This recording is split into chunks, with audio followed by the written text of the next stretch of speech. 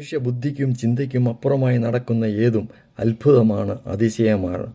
ഭയങ്കരവും അതിശയവുമായി നമ്മെ സൃഷ്ടിച്ചിരിക്കുന്നു എന്ന് സങ്കീർത്തനം 139:14 എഴുതിയിരിക്കുന്നു.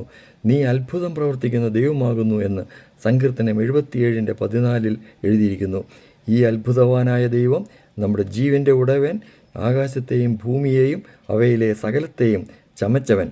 അവനെ നന്ദിയോടെ നമുക്ക് ആരാധിക്കാം, നമുക്ക് പാടിടാം. അത്ഭുതമായി എന്നെ അതിശയമായി സൃഷ്ടിച്ച എൻ ദൈവമേ.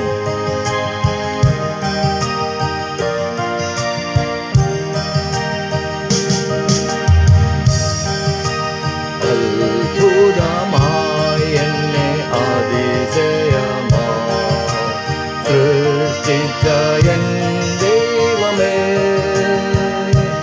ജീവനേകി നിത്യജീവനേകി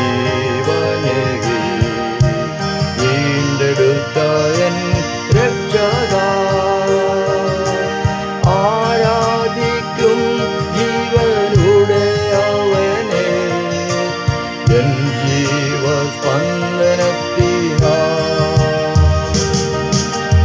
നന്ദി എൻ ദൈവമേ, നന്ദി എൻ യേശുവേ, നന്ദി എന്നാ